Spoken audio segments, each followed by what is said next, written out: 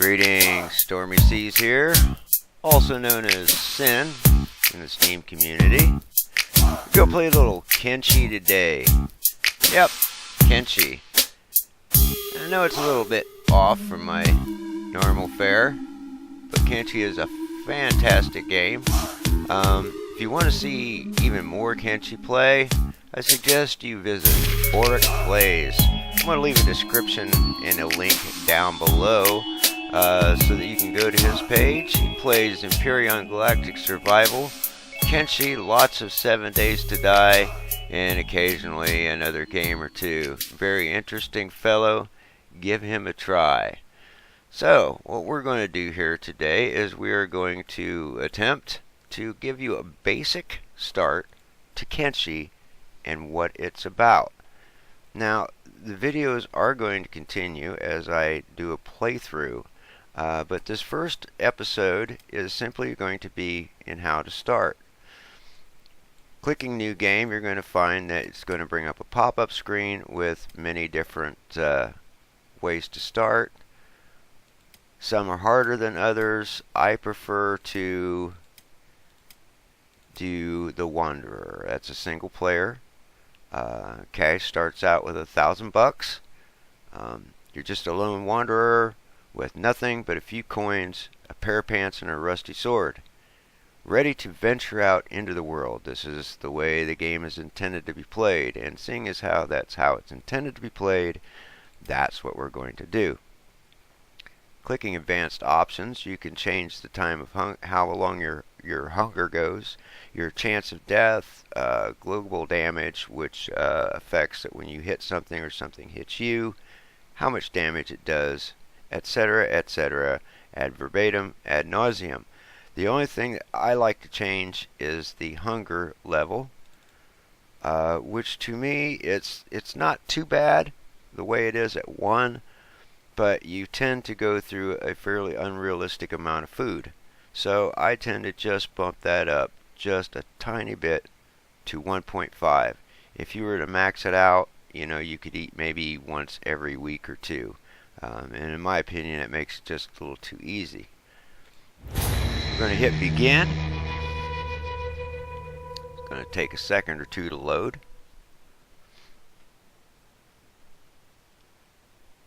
Slaves are kept fed to a bare minimum, enough to keep them working, but low enough to stop them escaping. You don't want to become a slave. As far as I understand, once you're a slave, you're always branded as a slave, and you'll constantly be hunted. I've been told that over time, it does fade, but I have yet to see it. Now I'm playing the stable game. Only one mod is active, and that is the map with details and borders. That way I can tell what country I'm in just a little easier from the map, as the stock map does not contain borders. Okay, let's see here. This is a pretty intense character generation table here. Idle stance I find is one of the most interesting ones. I like this one because when I'm doing nothing, I want to have a somewhat profound stance. We'll cross those arms and look all all wicked and cool.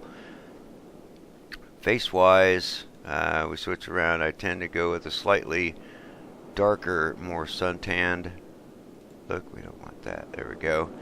And I'm going to go with my typical hair.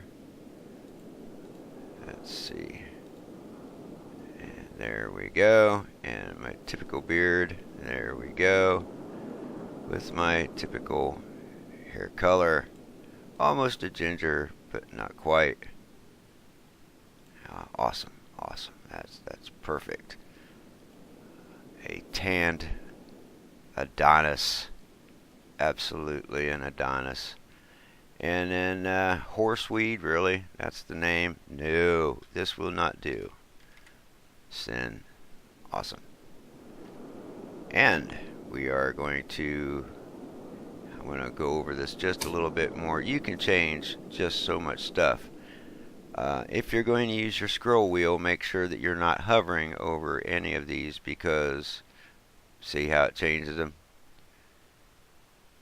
Neck, nose position, nose tilt, brow position, eyes narrow, eyes closeness, etc., etc. There is a lot that you can do to make your character your own. From the size of your feet to your stance to everything. And we're just going to kind of keep it simple. I like his height. I'm going to drop the camera down just a little bit below, because you're going to have a picture of your character down here once you get the game started. I have found that a lot of times if you're, say, up like this, you're going to get an above view of your character, and if you have a hat on, like a lot of the straw hats, they will completely cover up your character's face, and all you can see is a round disc. And I've discovered that if you drop the camera level down, you tend to get a slightly better picture. I'm going to confirm, and as you can see, dropping the camera down helps give a slightly lower view of your character's face. We're starting off in the hub. Let's go over a few things here to help get you started. These are your tabs, and this is what most of your things are going to be accessed by, unless you, of course, use the keypad. Inventory. This shows you everything that you have on you. This is your inventory. This is your 2 weapon slots. Your character will generally go for the first weapon up here in the slot, and then if he needs to, we'll go to his second weapon. Clothing, we're wearing rags, which is just the basics of clothing, and we have 2 first aid kits, the small kind, but it's very bad not to have any on you. Statistics wise, STA is statistics or status. You'll be able to see all your skills and abilities listed here, and simply by mousing over, you'll be able to tell anything that you need to know about that skill. Where it says next level, if you're doing something such as laboring, this will slowly go up by percents until it gets to 100. You will get 1 point to that skill, which is laboring, which would end up being 2. That's our next one. And it would start over again. Map. This is your map. You can use your scroll wheel to zoom in and out. Right clicking anywhere on the map will induce your character to go there. So you want to be careful about right clicking. Left click, you can drag the map around. We are starting out in the hub, which is right here. We want to make sure that we're not leaving those. So I'm going to right click on the main screen to make sure that I stay there. You don't want to go wandering about at the beginning, especially when you have nothing and you don't have any of your skills up. The tech button brings up your ability to research what you'll need for each of those items, such as a gear storage box. What do we need for the gear storage box? 2 hours time and a research bench of level 1. Though there are things that take other things, such as books. It also will list the new things that you're going to be able to craft after you have achieved the research bench and the level that you need in order to create those items. Squad. You can change the name of your squad, and it will splay out the people who are in your squad. You can have a maximum of 20 per squad, apparently, and you can switch them out. If you have other squads, they'll be listed on tabs along here. This is nameless 1, so we're going to call this our core. Next squad is our core, and that's going to be with any of the officers that we will obtain throughout the game. And then of course you have your help menu where you can click on anything here and it will give you the basics of information on what to do and how to do it. Over here, if you have this clicked, your character will block. It says this will toggle the selected character into defensive combat mode. When in defensive mode, a character will focus purely on staying alive and will gain 20 to his or her melee defense skill. However, he will not attempt to make any attacks. This is handy for keeping your weaker characters alive when they are outclassed. And most definitely, you're going to be outclassed by anything and everything walking on this planet. This might give you time to get away, to run away. Hold, this is simply to hold your position. It means you won't run off anywhere to fight, even to protect your allies. You'll simply hold your position and only attack those enemies that come within close range. Jobs. If this is ticked, you can right click on things and it will, like say you have a research bench, you can right click on that research bench and order that person to have that as his permanent job. So he will always go to try to do that particular job first, say on the research bench. And any other jobs that you have will be secondary. The top job that you have on this list, and you can have many jobs added by right clicking and adding it to the list,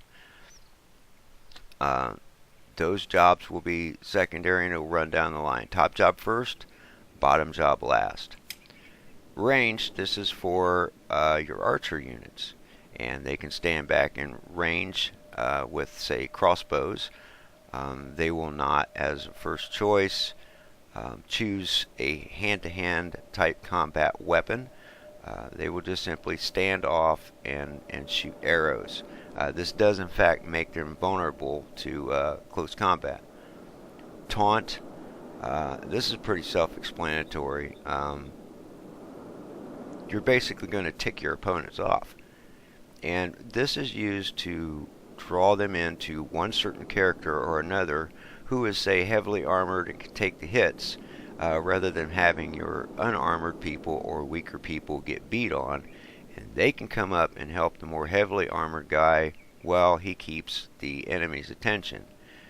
And sneak, if this is on, your character will sneak. So as you can see here, he is sneaking. So as he moves, he is trying to sneak, whether he is in a position to do so or not. This red eye means he is being observed. The blue eye means he is not being observed. The more you sneak, the better you get at it, though it does tend to attract some attention. These buttons here, this commands your character to run wherever he goes, as you can see here. To jog wherever he goes, he'll move at medium speed, or to walk, and he'll move at a walking speed. The last setting is this, and what this means is you're going to move at the slowest speed of the slowest character in your group. So if you want to run somewhere and you click that, your faster characters are not going to outdistance the slower characters. And I said slowest speed, I meant fastest speed. The fastest speed that your slowest character can run, and it's going to be the speed that everyone will move at, so they don't simply leave the guy behind.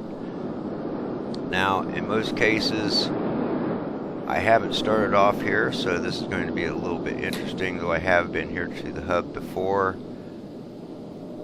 The first thing I want to do is make sure that I've got a little bit of food in my pack. And you can see out here a resource that is iron. I would rather have copper because it's worth more, but iron will work. Iron will work. We're going to go in here, we're going to talk to the barkeep. Looking to trade? Yes, let's do business, please. Normally I buy food cubes,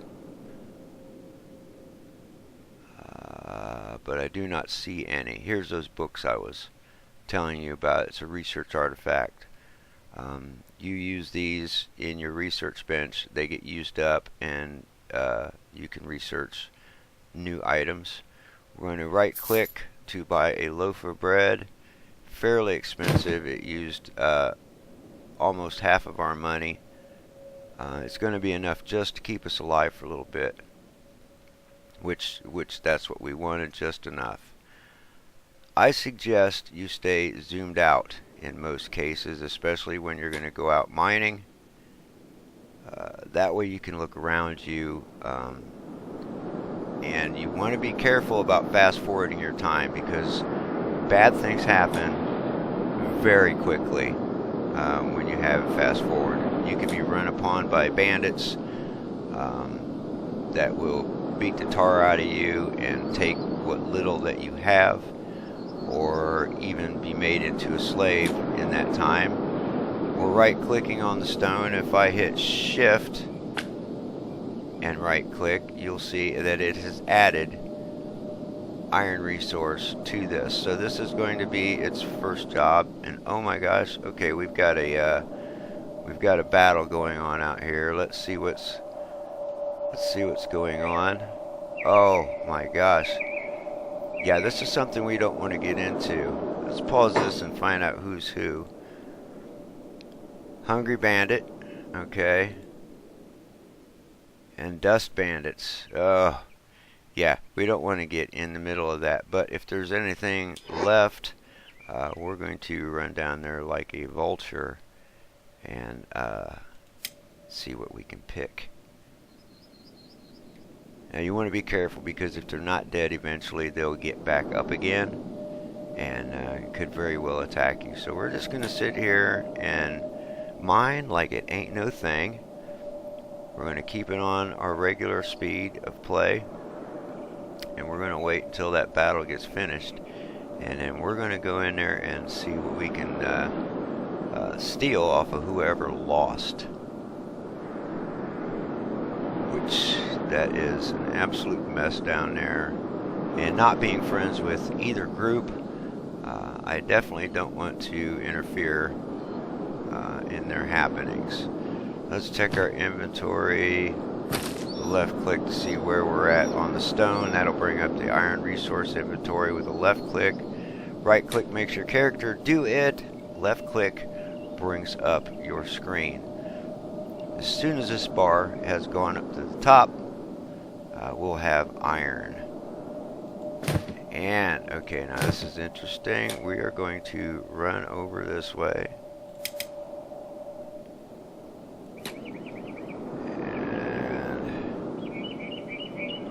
Pause. What a mess. Alright. Hungry Bandit. We're going to try to take his stuff. Hey, come on there, Sinn. Get in there real quick. Get in there. Get in there. And pause.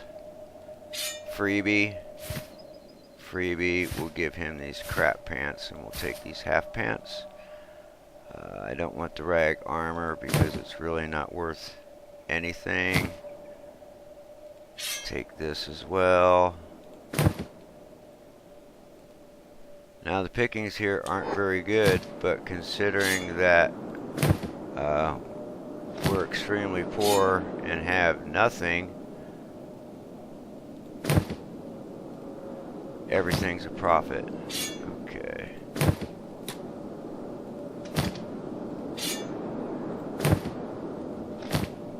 Yes.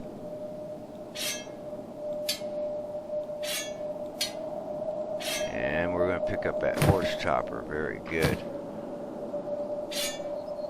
Uh-oh. That fellow is getting up. And we run away with the ill-gotten booty. Now we want to stay out of the way of most folks. Here's something that you might want to be aware of also in our statistics. Strength is very important. As you can see, by carrying all the stuff that we have, we are encumbered at 53%. Now as we run, our athletics builds up, but not so much when we're carrying heavy weight. The gain is split between your strength and your agility. So as we're running with a heavy load, we are in fact building both strength and agility. Now the food we have in our inventory, if it's in your backpack or in your inventory, your character will automatically eat it as they need. So you don't have to consciously make sure that you are clicking on that food. And we are heavily weighed down, so we're moving very slowly. My hat's off to the folks who did the graphics in this game. The colors may seem a little bit off-putting at the start, but believe me, you'll get used to them very quickly. So let's bring Sinn in. We're going to speed this up a little bit, and I'm going to go into the bar and sell what we've got. Double left click to center back on my character. Yes, I am looking for something. Well, actually, I'm wanting to sell a few items. How can I help you? Show me what you've got. Alright, is this rusting blade, rusted junk? Okay, so we're going to keep the better of the items. We're going to keep the horse chopper, as it's a fairly decent weapon. This one is worth twice of what we can afford. As you look on those statistics for that weapon, you can see under horse chopper it's a saber class weapon. You can see your cutting damage, your blunt damage, your blood loss from it, your attack bonuses and defense bonuses, the weight, which definitely affects your encumbrance. Now the value is what it is valued at. That's what you pay. Your sell value, that's what you get if you sell one. So roughly 1/4 of the item's value. Alright, we've made a few dollars. We're still doing pretty good so far as our food goes. Let's check our inventory. We haven't eaten any of our bread yet, so we're okay. And then we're going to run right back out here. Those guys were starting to come awake, so I'm going to kind of stay away from there for the moment and go back to mining. Go back to our iron. I'm sure there's copper around here somewhere, and as we get ourselves built up a little bit, we're going to switch to copper because we're definitely going to have to venture out a little further away from town than where we're at. What we don't want to do is get in the middle of something like that. I mean, we're just straight going to get our butts kicked. These fellows here, hello guys, what are you? Those are probably the dust bandits. Yes, those are the dust bandits. Some of them are injured, so these guys were the ones that were in this encounter up here. They may or may not attack us. Probably not, being as how we have nothing, but you just simply can't count on that. So we want to make sure that we stay at a distance from these guys. Make sure we're pulled out a little bit and scanning the area around us. If something were to quickly run up on us and we were in fast forward, it might be bad. So we're going to kick it just slightly for a little bit in an attempt to get some iron a little quicker, or as the robots would say, a little quicklier. Oh, and they're in it again. Look at that. Can't we all just Can't we all just get along? Hungry bandits versus dust bandits. Now, the dust bandits are a little more organized. They're a little tougher than the hungry bandits. You've got your starving bandits. There's different levels. Most of them just carry junk weapons, and those who are a little bit higher trained are just going to mow straight through them. So we're going to get this other iron. Our encumbrance is at 26%.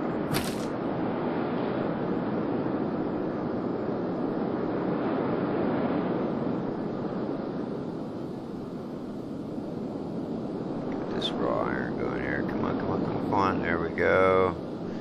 And fire for inventory. Right click to put it in there. 49%. I want to get one more iron. That way I got some weight in my backpack. And I got enough food to last the night. So what we're going to do is just simply we're going to sit here and mine this up. Till I get another one, and then I'm going to show you how to build your strength and agility relatively quickly. By relatively, I mean, you know, it's going to be a little bit of a grind no matter what you do, because this game is based on practice, practice, practice. If you practice with a katana, you're going to get good with a katana, you know, if you're in battle with a katana.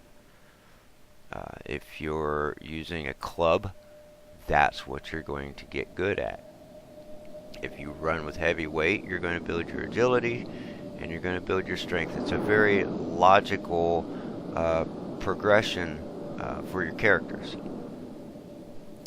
And let's speed this up just a little bit more. We want to get this. Okay, what are you two doing? Just stay away, nothing to see here. Mining iron, that's all. Okay, very good. I'll pause it. And you want to use your paws a lot. Now let's see where we're at. 61% encumbrance. Fantastic. So you guys continue on. What are you anyway? Holy Nation Outlaws. Okay, they're escaped servants. Run ourselves up to the town where it's at least relatively safe.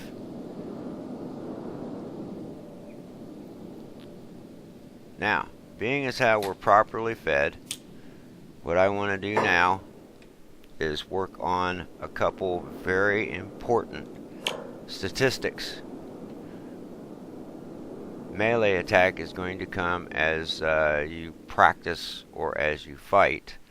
And we're not in a position to own a practice dummy for the moment, so that one's right out. So what we're going to work on is, one, our strength by carrying heavy weight, and the other one is our agility. And where is that? I am absolutely and completely, our athletics, not agility. It's already up to 3 as we've been doing, you know, a lot of running. Your athletics affects how fast you can run, and it's directly related to your strength as well. You can have a high athletics, but if your strength is weak and you're carrying a heavy weight, it's going to drastically reduce the speed that you move at. So here's the grindy part. I'm going to start on this end of town. I'm going to let my guy go there, and he is in to move as fast as he can. And then I'm going to click on this side of town, and away he goes. Now if I bring up my statistics, you can see on strength 45, 45, 46, 46, 47. That's going up. Athletics the same. 15, 15, 16, 16. It's split between the two. If you mouse over encumbrance, you can see that my athletics experience is at 39%. My strength experience is at 18. So if I was more heavily encumbered, the higher percentage would go to the strength rather than the athletics. So, I'm going to run back and forth, and I'm going to work on my agility and my strength, and more than likely spend the entire night doing so. Now you can, since I'm in town, I can turn the speed up a little bit in order to make it less grindy. But either way, running back and forth with a heavy pack is going to be your ticket to success in the early game. So this is the basics on just getting started. I'm going to leave it here for this episode and pick up in the next episode, part 2. I'll have my agility up a little bit. I'll have my strength up a little bit by the next time. But I don't intend to do too much of this training off camera, so you can see what it actually takes. So we're going to pause our game here, and we'll call this episode as finished. And I appreciate you being with me today. Creamy goodness, I'm gonna give you a shout out, my brother. Glad to see you on, and I hope you're enjoying the game as much as I am. So much to do in this game. It's got so far to go. They're working on it so much. You can try the experimental version if you like, but a lot of things are going to change.